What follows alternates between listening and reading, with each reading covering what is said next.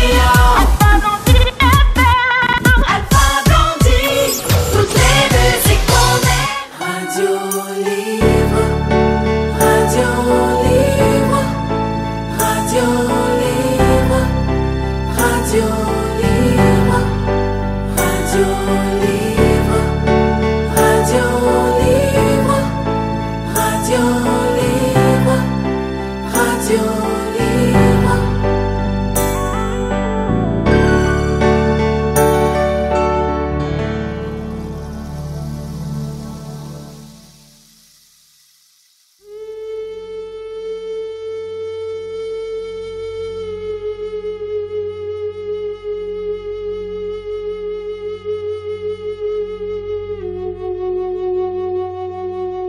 Que ses habitants appelaient Akbar et comprit qu'il l'avait aimé dès le premier instant. Il gravit encore la 5e montagne, ressuscita un enfant et fut accueilli par le peuple comme un sage et un juste. Il regarda le ciel où les constellations se mouvaient rapidement, s'émerveilla de la lune qui montrait ses 4 phases en même temps, sentit le froid, le chaud, l'automne et le printemps, éprouva encore une fois la pluie et l'éclair de la foudre. Les nuages prirent 1000 formes différentes et les eaux des rivières coulèrent pour la seconde fois dans le même lit. Il revécut le jour où il avait vu s'installer la première tente assyrienne, puis la deuxième, et d'autres encore, de plus en plus nombreuses, les anges qui allaient et venaient, l'épée de feu sur le chemin d'Israël, les nuits d'insomnie, les dessins sur les tablettes et il était revenu au présent. Il pensa à ce qui se passait à l'étage au-dessous. Il fallait à tout prix sauver la veuve et son fils. « Au feu !» dit-il aux soldats ennemis. « La maison prend feu !» Il n'avait pas peur. Son seul souci était pour la veuve et son fils. Quelqu'un lui poussa la tête contre le sol et il sentit le goût de la terre dans sa bouche. Il l'embrassa, lui dit combien il l'aimait et expliqua qu'il avait fait son possible pour empêcher cela. Il voulut se libérer de ses assaillants, mais quelqu'un lui maintenait un pied sur la poitrine. Elle a dû s'enfuir, pensa-t-il. Il ne ferait pas de mal à une femme sans défense. Un calme profond envahit son cœur. Peut-être le Seigneur s'était-il rendu compte qu'il n'était pas l'homme de la situation et avait-il découvert un autre prophète pour sauver Israël du péché. La mort était enfin venue, comme il l'espérait, par le martyr. Il accepta son destin et attendit le coup fatal. Quelques secondes passèrent, les guerriers continuaient à vociférer. Le sang jaillissait de sa blessure, mais le coup mortel ne venait pas. « Je vous en prie, tuez-moi vite !» cria-t-il, convaincu qu'au moins l'un d'eux parlait sa langue. Personne ne prêta attention à ses paroles. Ils discutaient vivement, comme si une erreur avait été commise. Des soldats se mirent à le frapper et pour la première fois, Élie constata que l'instinct de survie revenait. Il en fut paniqué.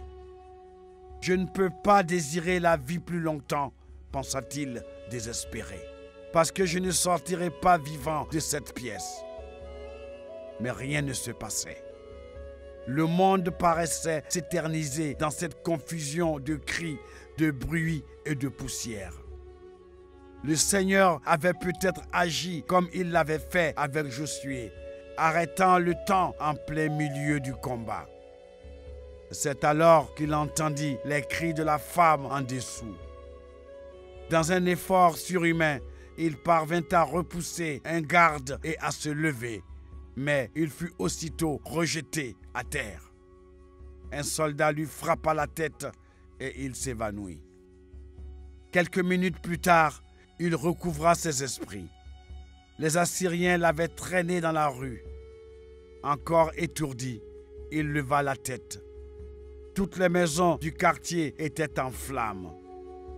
Une femme innocente et sans défense est prisonnière là-dedans. Sauvez-la. Cris, courses, confusion de toutes parts. Il tenta de se redresser, mais on le renversa de nouveau. Seigneur, tu peux faire ce que tu veux de moi, parce que j'ai consacré ma vie et ma mort à ta cause, pria Élie. Mais sauve celle qui m'a accueilli. Quelqu'un le tira par le bras.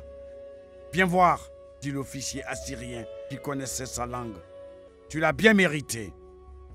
2 gardes le saisirent et le poussèrent vers la porte. La maison était dévorée par les flammes et le feu illuminait tout alentour. Des cris montaient de tous côtés. Un enfant en pleurs, des vieux implorant pardon, des femmes désespérées qui cherchaient leurs enfants. Mais ils n'entendaient que les appels au secours de celles qu'il avait accueillies. Que se passe-t-il? Il y a une femme et un enfant là-dedans. Pourquoi leur faites-vous cela? Elle a tenté de cacher le gouverneur d'Akbar. Je ne suis pas le gouverneur d'Akbar. Vous commettez une terrible erreur. L'officier assyrien le poussa sur le seuil. Le toit s'était effondré dans l'incendie et la femme était à demi ensevelie sous les ruines. Élie n'apercevait que son bras qui s'agitait désespérément. Elle appelait au secours, suppliant qu'on ne la laissât pas brûler vive.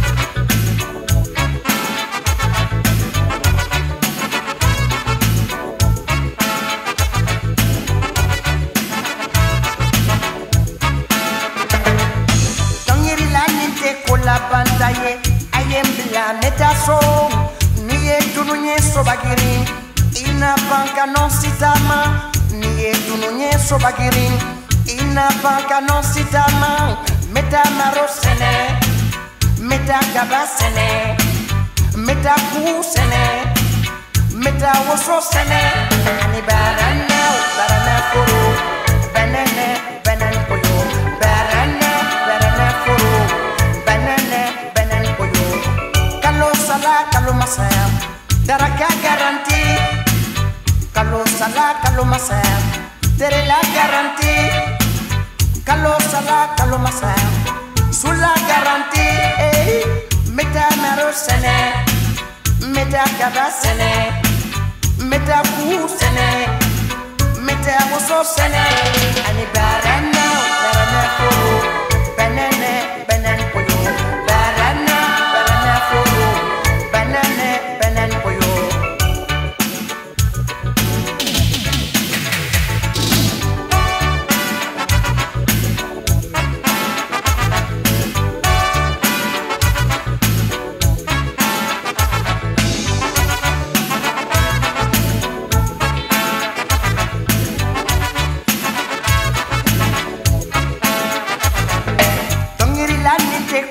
Bantaye ayem bla metaso niye dununye sobagiri ina banka non sitama niye dununye sobagiri ina banka non sitama meta marosene meta kabasene meta kusene meta wososene ani barana foro banana koyo barana foro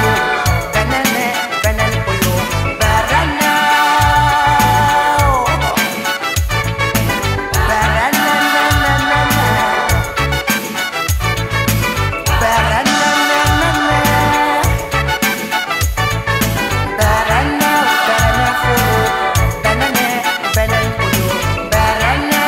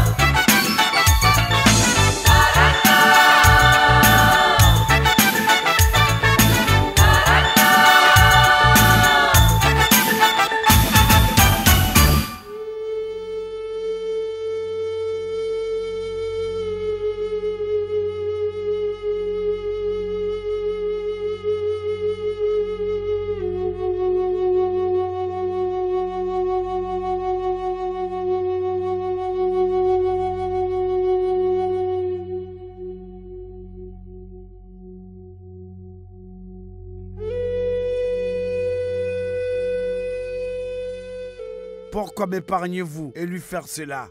implora-t-il. « Nous ne t'épargnons pas. Nous voulons que tu souffres le plus possible. Notre général est mort, lapidé et sans honneur devant les murailles de la cité. Il venait chercher la vie et il a été condamné à mort. Tu vas connaître le même destin. » Élie luttait désespérément pour se libérer. Les gardes l'amenèrent. Ils parcoururent les rues d'Akbar dans une chaleur infernale. Les soldats ruisselaient de sueur et certains semblaient choqués par la scène qu'ils venaient de voir. Élie se débattait et implorait les cieux à grands cris, mais les Assyriens, comme le Seigneur, étaient muets. Ils allèrent jusqu'au centre de la place. La plupart des édifices de la cité étaient en feu et le grondement de l'incendie se mêlait aux cris des habitants d'Akbar. Heureusement, il y a la mort. Combien de fois avait-il pensé cela depuis ce jour dans l'étable? Des cadavres, des guerriers d'Akbar, pour la plupart sans uniforme, jonchaient le sol. Des gens couraient dans toutes les directions, ne sachant où ils allaient, ne sachant ce qu'ils cherchaient, poussés par la nécessité de faire semblant d'agir et de lutter contre la mort et la destruction. Où court-il ainsi, pensait-il? Ne voit-il pas que la cité est aux mains de l'ennemi et qu'ils n'ont nulle part où fuir? Tout s'était passé très vite. Les Assyriens avaient profité de leur énorme avantage numérique et ils avaient réussi à épargner le combat à leurs guerriers. Les soldats d'Akbar avaient été exterminés presque sans lutter. Au centre de la place, on fit mettre Élie à genoux et on lui attacha les mains. Il n'entendait plus les cris de la femme. Peut-être était-elle morte rapidement, sans connaître la lente torture d'être brûlée vive. Elle était dans les bras du Seigneur et elle tenait son fils contre elle. Un autre groupe de soldats assyriens amenait un prisonnier dont le visage était défiguré par les coups. Élie reconnut pourtant le commandant. « Vive Akbar !» criait-il.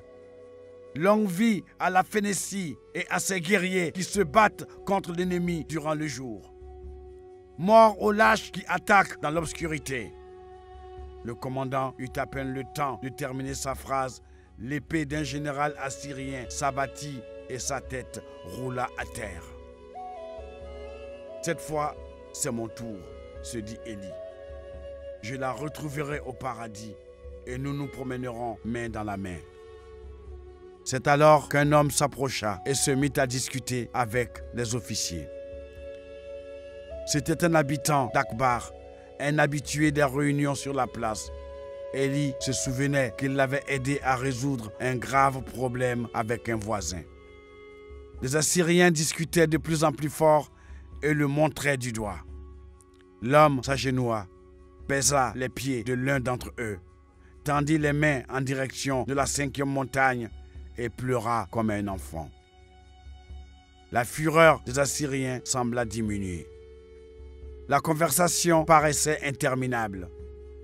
L'homme implorait et ne cessait de pleurer, désignant Élie et la maison où vivait le gouverneur. Les soldats ne semblaient pas satisfaits. Finalement, l'officier qui parlait sa langue s'approcha. « Notre espion, dit-il en montrant l'homme, affirme que nous nous trompons. C'est lui qui nous a donné les plans de la cité et nous pouvons lui faire confiance. Tu n'es pas celui que nous voulions tuer. » Il poussa Élie du pied et ce dernier tomba à terre.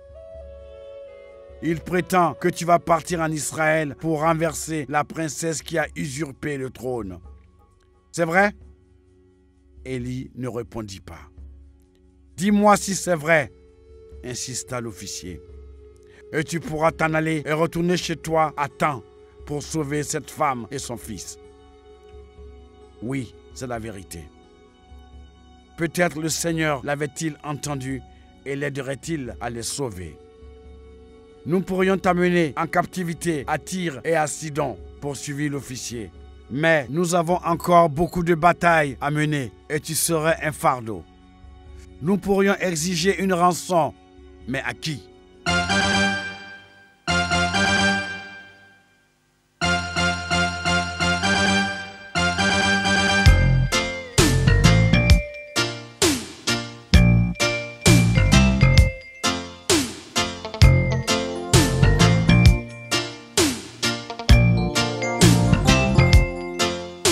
Si sani, si sekiri, jone kakorani jone.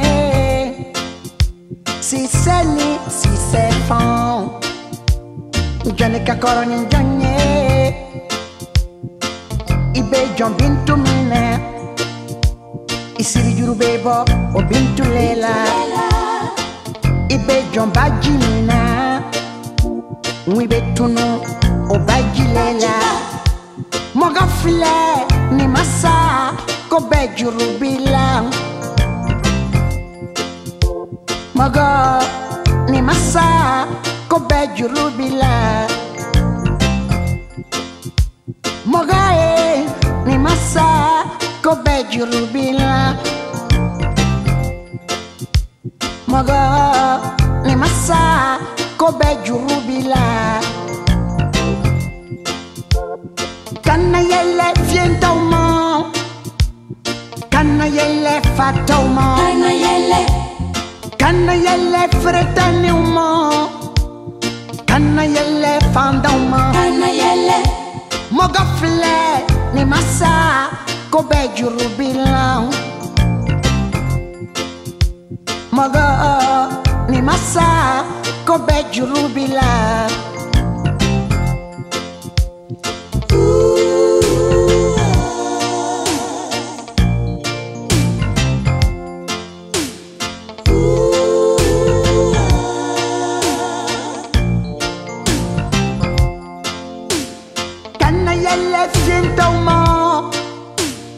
Kana yele fatoma, kana yele feretaniuma, kana yele fandoma, moga fle ni masa ko be jurubila.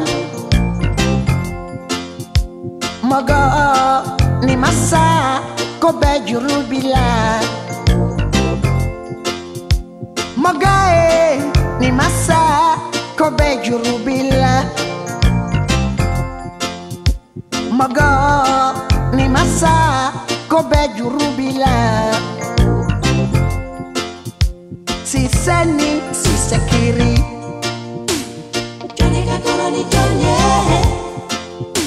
si sani si sefon, si sani si sekiri, si sani si sefon, si sefon.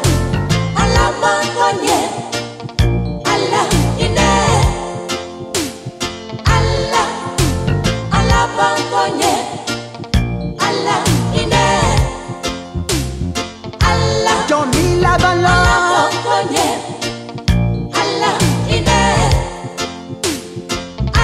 Johnny la bala,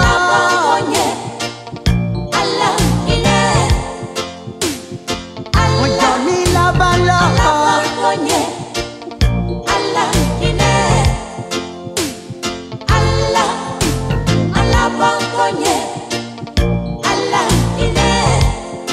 Ine,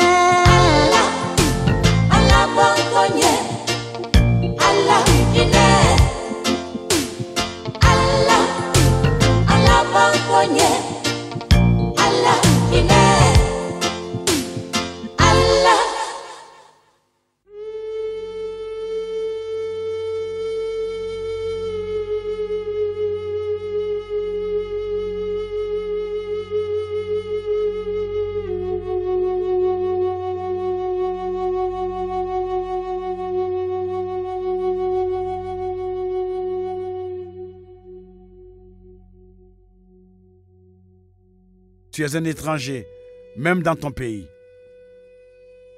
De son pied, l'officier lui écrasa le visage. Tu n'es d'aucune utilité. Tu ne sers ni aux ennemis ni aux amis. Tu es comme ta cité. Ce n'est pas la peine de laisser une partie de notre armée ici pour la maintenir sous notre domination. Quand nous aurons conquis la côte, Akbar sera à nous de toute façon. J'ai une question, dit Élie. Une seule question. L'officier le regarda méfiant. Pourquoi avez-vous attaqué de nuit? Ne savez-vous pas que les guerres se font durant le jour? Nous n'avons pas transgressé la loi. Aucune tradition ne l'interdit, répliqua l'officier. Et nous avons largement eu le temps de reconnaître le terrain. Vous vous souciez tellement de respecter les coutumes que vous avez oublié que les temps changent. Sans plus un mot, le groupe le laissa. L'espion s'approcha et lui détacha les mains. Je me suis promis qu'un jour, je te rendrai ta générosité. J'ai tenu parole. Quand les Assyriens sont entrés dans le palais, un serviteur les a informés que celui qui cherchait s'était réfugié dans la maison de la veuve. Le temps qu'ils aillent jusque-là, le véritable gouverneur avait réussi à s'enfuir. Élie ne l'écoutait pas. Le feu crépitait de toutes parts et les cris s'élevaient toujours. Au milieu de la confusion, on pouvait remarquer qu'un groupe maintenait la discipline. Obéissant à un ordre invisible, les Assyriens se retiraient en silence. La bataille d'Akbar était terminée. « Elle est morte, se dit-il. Je ne veux pas y retourner.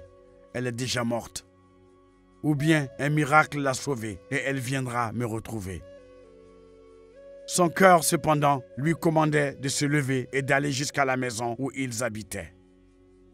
Élie luttait contre lui-même.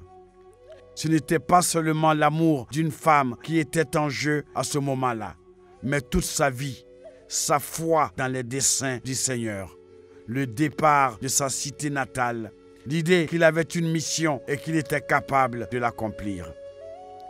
Il regarda autour de lui, cherchant une épée pour mettre fin à ses jours, mais les Assyriens avaient emporté toutes les armes d'Akbar. Il pensa se jeter dans les flammes, mais il eut peur de la douleur. Il resta quelques instants complètement figé. Peu à peu, il retrouva son discernement et put réfléchir à la situation dans laquelle il se trouvait. La femme et son fils avaient sans doute déjà quitté cette terre, mais il devait les enterrer selon la coutume. Œuvrer pour le Seigneur, qu'il existât ou non, était son seul réconfort en ce moment. Une fois son devoir religieux accompli, il se laisserait aller à la souffrance et au doute. En outre, il restait une possibilité qu'ils fussent encore en vie. Il ne pouvait pas rester là sans rien faire. Je ne veux pas les voir le visage brûlé, la peau détachée de la chair. Leurs âmes se promènent librement dans les cieux. Pourtant, il se dirigea vers la maison en suffoquant, aveuglé par la fumée qui l'empêchait de distinguer le chemin. Il put constater peu à peu la situation dans la cité. Bien que les ennemis se fussent déjà retirés, la panique augmentait d'une manière effrayante. Les gens continuaient à errer sans but, pleurant, réclamant aux dieux leur mort. Alors qu'il cherchait quelqu'un pour lui demander de l'aide, il ne vit qu'un homme à l'air égaré, en état de choc. Mieux vaut y aller directement et ne plus demander d'aide. Il connaissait Akbar aussi bien que sa ville natale et il réussit à s'orienter, même s'il ne reconnaissait pas la plupart des lieux où il passait d'habitude. Les cris qu'il entendait étaient maintenant plus cohérents. Le peuple commençait à comprendre qu'une tragédie avait eu lieu et qu'il fallait réagir. « Il y a un blessé ici. Nous avons encore besoin d'eau. Nous n'allons pas pouvoir maîtriser le feu. Aidez-moi, Mon mari est enfermé à l'intérieur.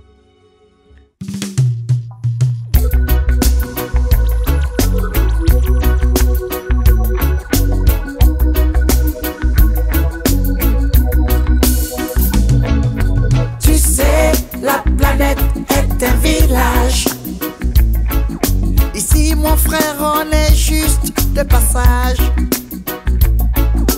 You know, la planète est un village. C'est si facile de parler le même langage.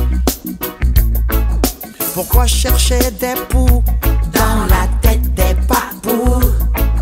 Pourquoi chercher des noises aux frontières chinoises? Pourquoi croiser le fer tout autour de la terre? Souvent par trop d'orgueil, l'homme se trompe de partage.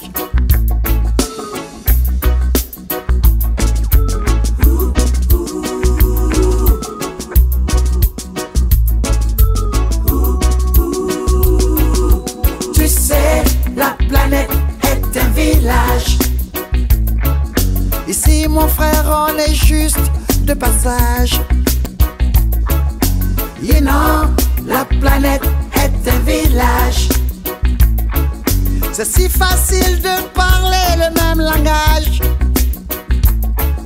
Tu sais, la planète est un village. Ici, mon frère, on est juste de passage. Non, la planète est un village. C'est si facile de parler le même langage.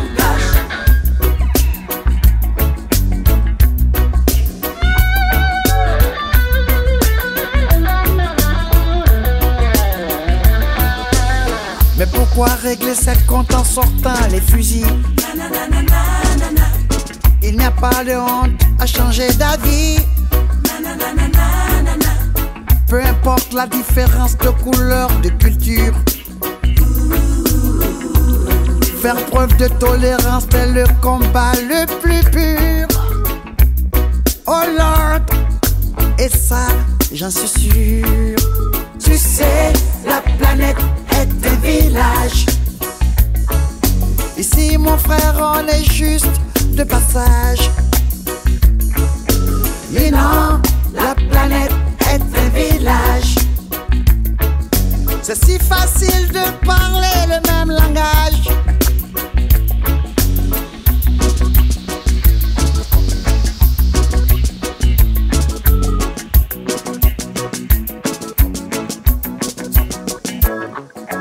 Tu sais, la planète est un village. Ici, mon frère, on est juste de passage. You know, la planète est un village. C'est si facile de parler le même langage. Tu sais, la planète est un village. Ici, mon frère, on est juste de passage. Non, la planète est un village. C'est si facile de parler le même langage.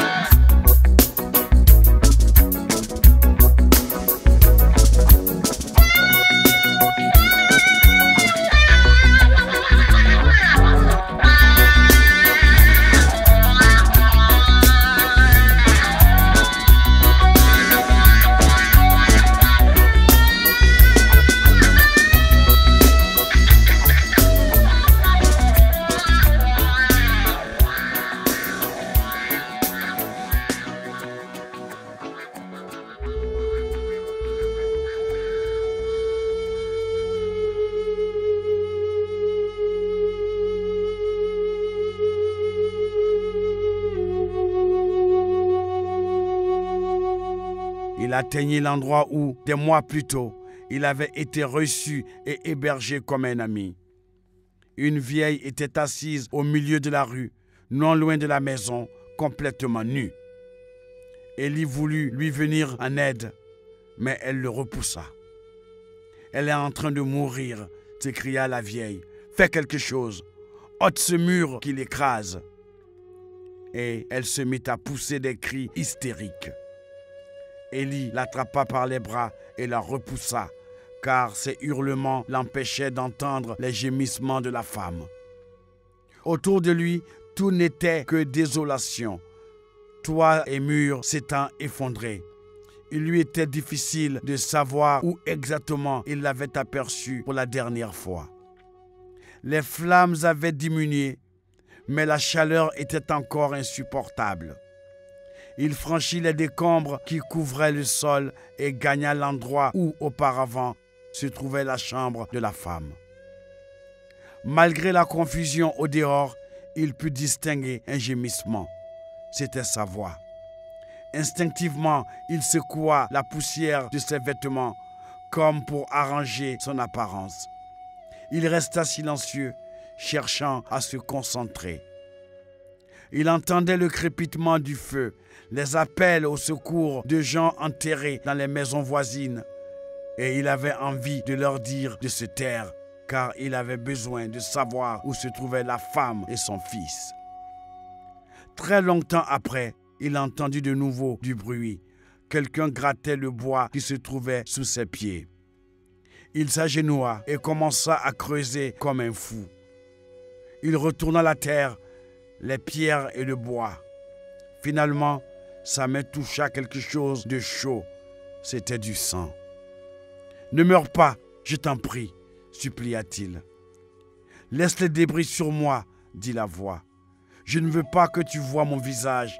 Va secourir mon fils. » Il continua à creuser et la voix répéta. « Va chercher le corps de mon fils, s'il te plaît. Fais ce que je te demande. » Élie laissa sa tête retomber sur sa poitrine et se mit à pleurer tout bas. « J'ignore où il est enseveli. Je t'en prie, ne t'en vas pas. Je voudrais tant que tu restes avec moi. J'ai besoin que tu m'apprennes à aimer. Mon cœur est prêt. Avant ton arrivée, j'ai désiré la mort pendant des années. Elle a dû m'entendre et elle est venue me chercher. » Elle poussa un gémissement. Élie se mordit les lèvres en silence. Quelqu'un lui toucha l'épaule. Effrayé, il se retourna et vit le gamin. Il était couvert de poussière et de suie, mais il ne semblait pas blessé. « Où est ma mère ?» demanda-t-il. « Je suis là, mon fils, » répondit la voix dessous les ruines. « Tu es blessé ?» L'enfant se mit à pleurer. Élie le prit dans ses bras. « Tu pleures, mon fils » reprit la voix plus faiblement. « Cesse de pleurer. Ta mère a mis si longtemps à comprendre que la vie a un sens. J'espère avoir réussi à t'enseigner cela. Dans quel état est la cité où tu es né ?» Élie et l'enfant étaient calmes, serrés l'un contre l'autre. « Elle va bien, » mentit Élie. « Des guerriers sont morts, mais les Assyriens se sont retirés.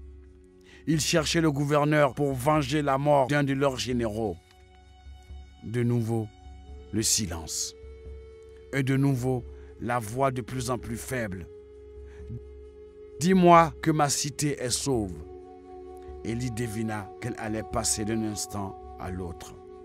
« La cité est intacte et ton fils va bien. Et toi, j'ai survécu. » Il savait que, par ces mots, il libérait son âme et lui permettait de mourir en paix. « Dis à mon fils de se mettre à genoux, » reprit la femme au bout d'un certain temps. « Et je veux que tu me fasses un serment au nom du Seigneur, ton Dieu. Ce que tu voudras, tout ce que tu voudras. Un jour, tu m'as dit que le Seigneur était partout, et je l'ai cru. Tu as dit que les âmes n'allaient pas en haut de la 5e montagne, et je l'ai cru aussi. Mais tu ne m'as pas expliqué où elles allaient. Voici le serment que je te demande. Vous n'allez pas me pleurer, et vous veillerez l'un sur l'autre jusqu'à ce que le Seigneur permette à chacun de suivre sa route. À partir de maintenant, mon âme se mêle à tout ce que j'ai connu sur cette terre. Je suis la vallée, les montagnes tout autour, la cité, les gens qui marchent dans ces rues. Je suis ces blessés et ces mendiants, ces soldats, ces prêtres, ces commerçants, ces nobles. Je suis le sol que tu foules et le puits qui étanche la soif de tous. ne pleurez pas pour moi, car vous n'avez pas de raison d'être triste. Désormais, je suis Akbar et la cité est belle. » Vint le silence de la mort et le vent cessa de souffler. Élie n'entendait pas les cris au dehors, ni les flammes qui craquaient dans les maisons voisines. Il n'entendait que le silence presque palpable, tant il était intense. Alors, Élie éloigna l'enfant, déchira ses vêtements et, se tournant vers les cieux, il hurla à plein poumon. « Seigneur mon Dieu, pour toi j'ai quitté Israël et je n'ai pu t'offrir mon sang comme l'ont fait les prophètes restés là-bas. Mes amis m'ont traité de lâche et mes ennemis de traître. Pour toi, je n'ai mangé que ce que les corbeaux m'apportaient. Et j'ai traversé le désert jusqu'à Sarepta, que ses habitants appellent Akbar. Guidé par tes mains, j'ai rencontré une femme. Guidé par toi, mon cœur a appris à l'aimer. Mais à aucun moment, je n'ai oublié ma vraie mission. Tous les jours que j'ai passés ici, j'ai toujours été prête à partir. La belle Akbar n'est plus que ruine et la femme que tu m'as confiée gît au-dessous. En quoi ai-je péché, Seigneur? À quel moment me suis-je éloigné de ce que tu désirais de moi? Si tu n'étais pas content de moi, pourquoi ne m'as-tu pas enlevé à ce monde? Au contraire, tu as causé encore une fois le malheur de ceux qui m'avaient aidé et aimé. Je ne comprends pas tes desseins. Je ne vois pas de justice dans tes actes. Je ne suis pas capable de supporter la souffrance que tu m'as imposée. Éloigne-toi de ma vie, car moi aussi je suis ruine, feu et poussière. Au milieu du feu et de la désolation, Élie vit la lumière. Et l'ange du Seigneur apparut. « Que viens-tu faire ici ?» demanda Élie. « Ne vois-tu pas qu'il est trop tard? Je suis venu te dire qu'une fois encore, le Seigneur a entendu ta prière et ce que tu demandes te sera accordé. Tu ne coûteras plus ton ange et je ne reviendrai pas te voir tant que tes jours d'épreuve ne seront pas accomplis. »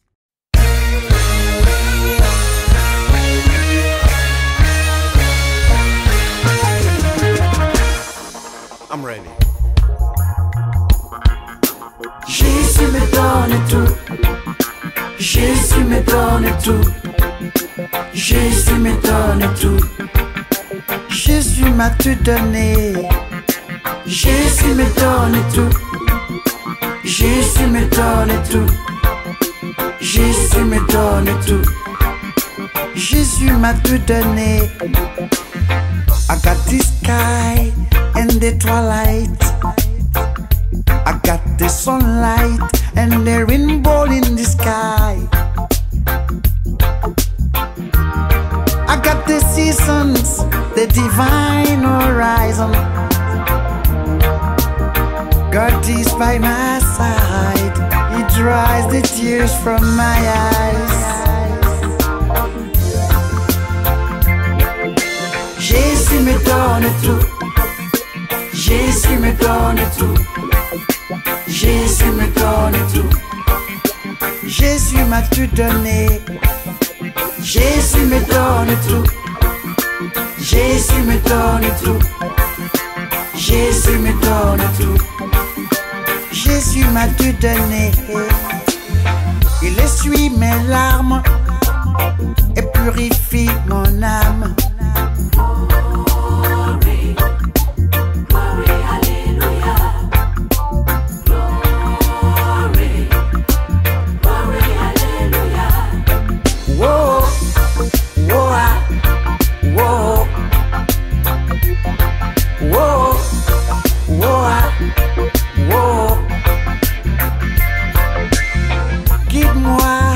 Ma bonne étoile, qui connaît l'infini.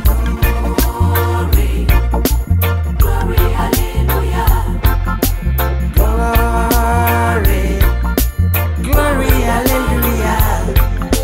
Jésus me donne tout. Jésus me donne tout. Jésus me donne tout. Jésus m'a tout donné. Jésus me donne tout. Jésus me donne tout. Jésus me donne tout. Jésus m'a tout donné. Jésus me donne tout. Jésus me donne tout. Jésus me donne tout. Jésus m'a tout donné. Jésus me donne tout. Jésus me donne tout. Jésus me donne tout. Jésus m'a tout donné.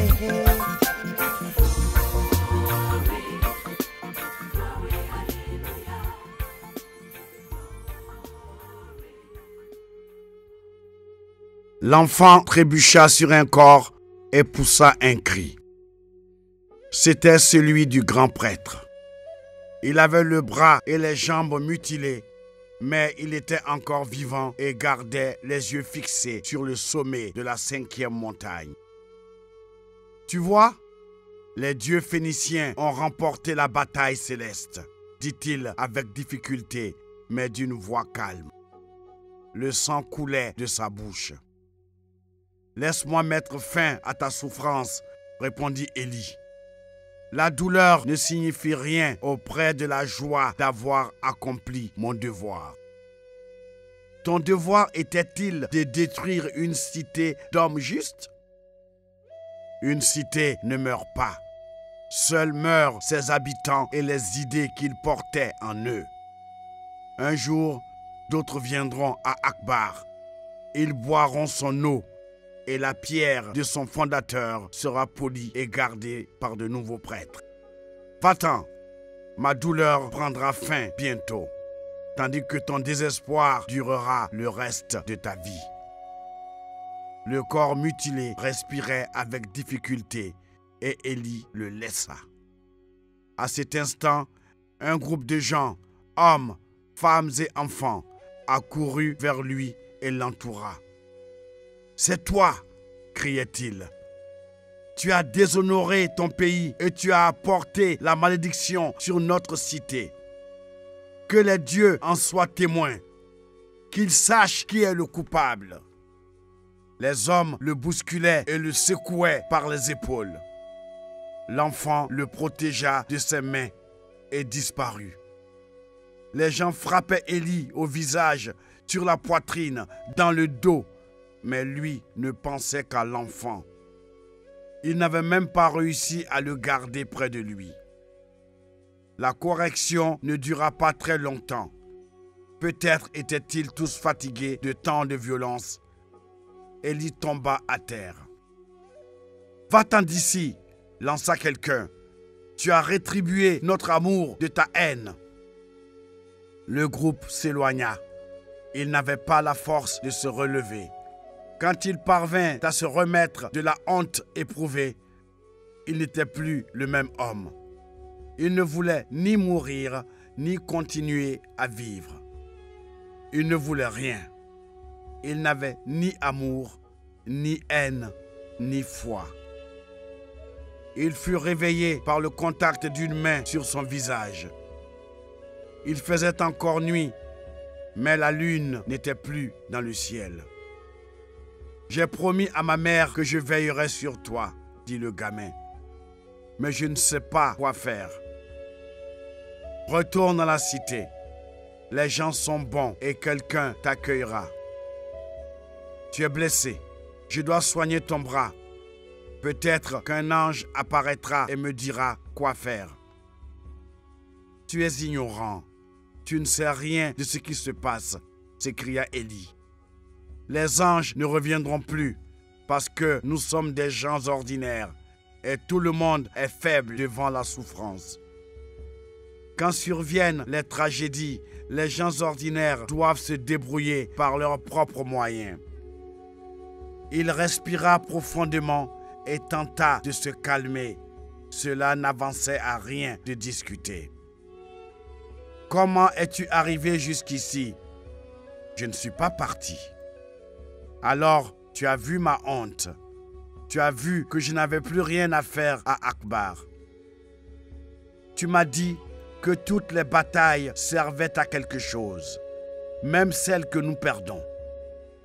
Il se souvenait de la promenade au puits le matin précédent. Mais il lui semblait que des années s'étaient écoulées depuis. Et il avait envie de retorquer que les belles paroles ne signifient rien lorsqu'on est confronté à la souffrance. Pourtant, il préféra ne pas effrayer le gamin par ses paroles. Comment as-tu échappé à l'incendie? L'enfant baissa la tête. Je ne dormais pas. J'avais décidé de passer la nuit éveillé pour savoir si tu irais retrouver ma mère dans sa chambre. J'ai vu quand les premiers soldats sont entrés.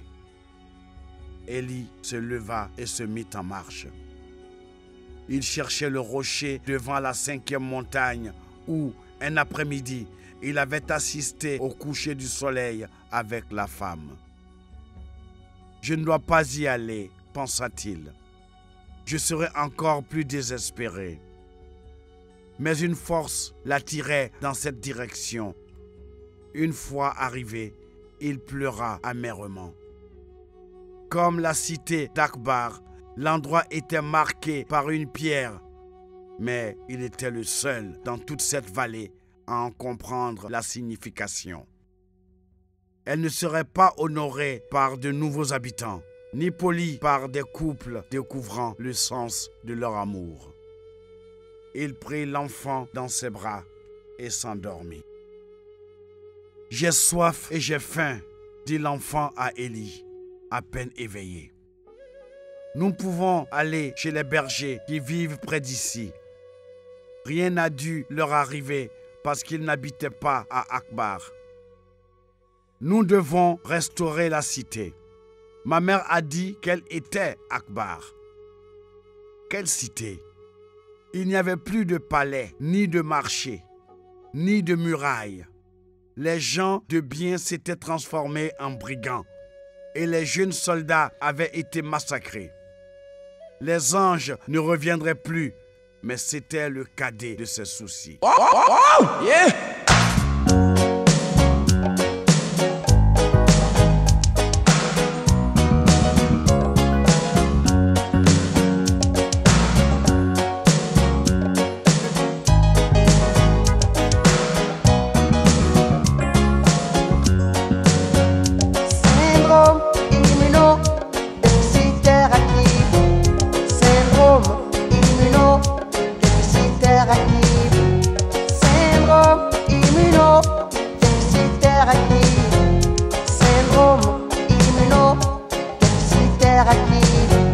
Je suis allé à la pharmacie acheter des préservatifs. Je vais m'éclater, on va s'amuser.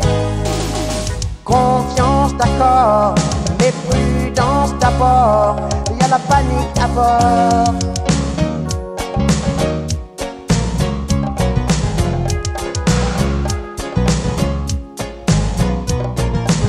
C'est le syndrome immunodéficitaire qui sévit dans les nations, menace les générations.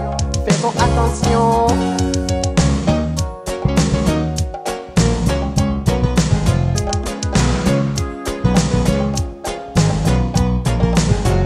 Il y a le sida, sida dans la cité. Sida, sida dans la cité. Il y a le sida, sida dans la cité. Sida dans la cité. Syndrome immunodéficitaire acquis. Syndrome immunodéficitaire acquis. Syndrome immunodéficitaire acquis. Syndrome immunodéficitaire acquis. Il y a le sida, sida dans la cité. Sida,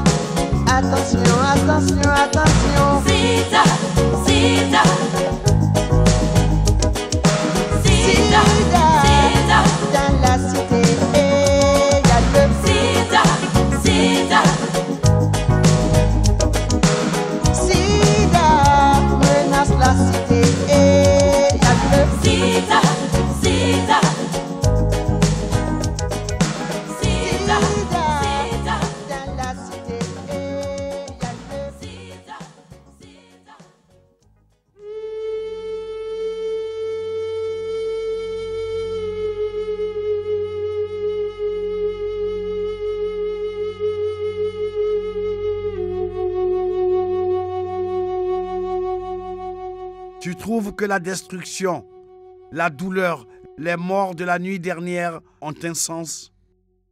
Tu penses qu'il faut anéantir des milliers de vies pour enseigner à quelqu'un ta façon de voir les choses? Le gamin le regarda d'un air épouvanté. « Oublie ce que je viens de dire, » dit Élie. « Allons trouver le berger et allons restaurer la cité, » insista l'enfant. Élie ne répondit pas.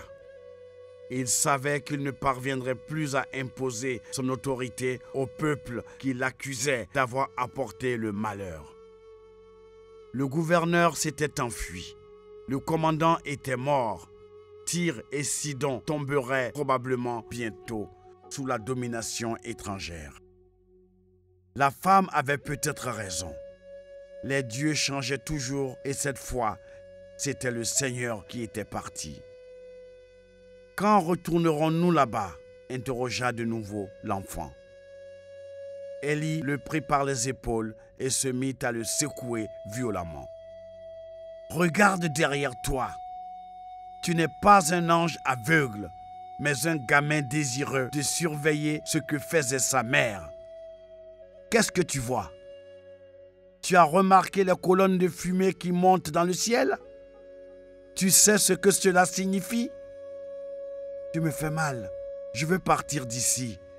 Je veux m'en aller. » Élie s'arrêta, effrayé par sa propre attitude. Jamais il n'avait agi de la sorte. L'enfant s'écarta et se mit à courir en direction de la cité. Il parvint à le rattraper et s'agenouilla devant lui. « Pardonne-moi, je ne sais pas ce que je fais. » Le gamin sanglotait, mais pas une larme ne coulait sur son visage. Il s'assit près de lui en attendant qu'il se calme. « Ne pars pas, » demanda-t-il. « Avant que ta mère ne s'en aille, je lui ai promis de rester avec toi jusqu'à ce que tu puisses suivre ton propre chemin. Tu as promis aussi que la cité était intacte. » Et elle a dit, inutile de le répéter, « Je suis honteux, perdu dans ma propre faute. Laisse-moi me retrouver. » « Excuse-moi, je ne voulais pas te blesser. » Le gamin le serra dans ses bras, mais pas une larme ne roula de ses yeux. On se retrouve demain pour la suite de votre roman.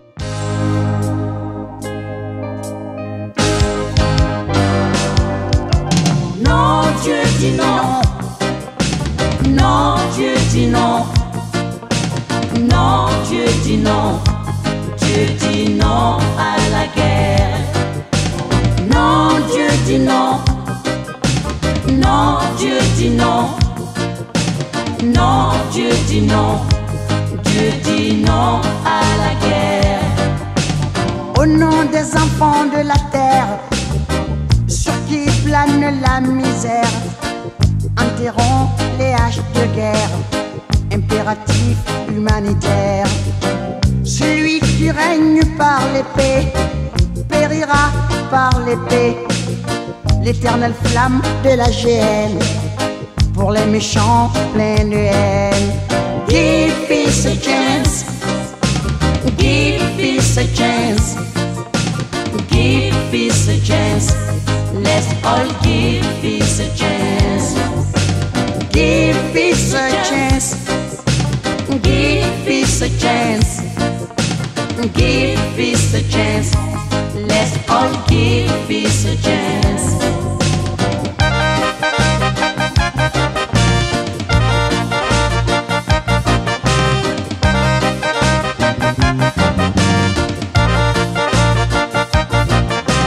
La guerre rend les hommes si bêtes, plus bêtes que les bêtes. Les missiles sont munis de têtes, l'humanité court à sa perte. La guerre rend les hommes si bêtes, plus bêtes que les bêtes. Les missiles sont munis de têtes, l'humanité perd la tête. Give peace a chance, give peace a chance, Give peace a chance. Let's all give peace a chance. Non, Dieu dit non. Non, Dieu dit non. Non, Dieu dit non. Dieu dit non à la guerre. Give peace a chance. Give peace a chance. Give peace a chance. Let's all give peace a chance. Non, Dieu dit non. Non, Dieu dit non. Non, Dieu dit non. Dieu dit non à la guerre.